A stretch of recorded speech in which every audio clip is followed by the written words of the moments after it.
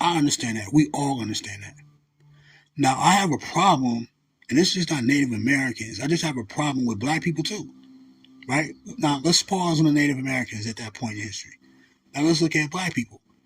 Those same Europeans, they went to Africa. They met up with those African kingdoms and they struck a deal with them because slavery was already going on in Africa. There were already African people enslaving other African people, or African tribes enslaving another African tribe. You know what I'm saying? So they came down there and they made a deal. And those African nations participated with Europeans and created the transatlantic slave trade. Now, there could have been Africans already in North America at that time when all that's going on. That is possible. Right? I haven't found any proof of it, but it could be possible. And so the people who say it was, I let them say that. I mean, I don't let them say it, but I'm like, okay, I'll give you that. There were Native Americans and there were African people, indigenous people and whatnot, already over here in North America and what we call the United States right now, even way back then, right? So let's just say all black people were not transported over from Africa to North America through the slave trade. What we're saying is there were already black people here. So I give them. They don't know these people. They just know the stories of them, right? They never seen them. They never touched their hand.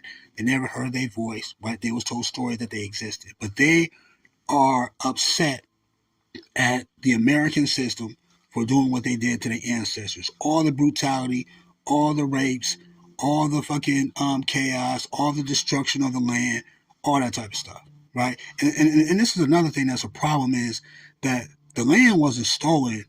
People fought for the land, right? They went to war. Back and forth, back and forth, back and forth, back and forth. They went to war. I don't understand how easy it is for foreigners to come into somebody else's land and take it over so easily if it's yours. Now, like I said, fast forward now. Native Americans have an issue with that. And it's mind blowing to me to be sitting there talking so much about or appearing to be so powerful in saying that, oh, white people took our land, fuck white people, you shouldn't like white people, fuck Thanksgiving, all that type of stuff, right? So they're bragging about a foreigner taking over the land that they had for thousands and thousands of years, right? So right now, there's like 300 plus, I don't know the actual amount, but there's 300 plus federally recognized Native American nations right now in the United States. The problem that I had is you have all these nations. Why haven't all these nations, right, align themselves together and take over the land right now? So the descendants, right, the descendants of those ancient Native American tribes that's on this planet right now, they are not willing to fight and die to take over the land back. They would rather constantly talk about what had happened way back in them days. And I just think that's cowardice, right? You have 300 plus nations. If you really cared about this land right now that you feel that was taken from your ancestors, why are you not willing to fight and die in order to take over it back? That's just a problem with me. I just don't understand it. Now, when I pose that question and I say, take it back through violence, you know what I'm saying? They go, oh, no, we can't do it through violence because we're going to get massacred and all that type of shit. And I think that's the problem right there, man. It's the mindset. Because they think right now that they're going to lose, right? See, their ancestors, regardless of the fact that Europeans had them outnumbered or they had guns and they had spears, a lot of their ancestors fought in the face of danger. They were willing to fight and die for that land back in them days.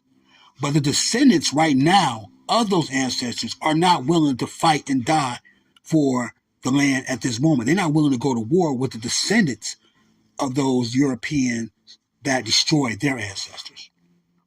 That's a problem. So when they get to yelling and screaming and talking about this and that and it was ours, I just don't have really no sentiment in it because you are a failure to your ancestors if you're not willing to fight and die the way they did.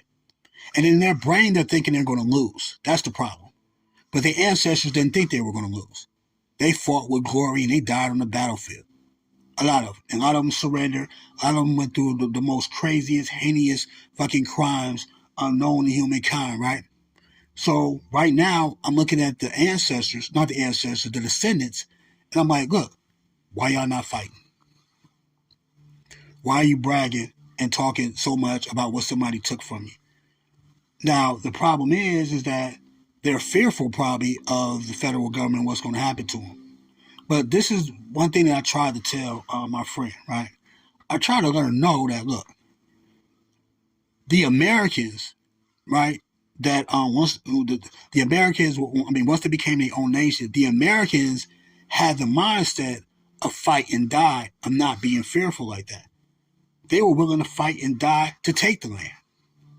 They're willing to fight and die to keep the land.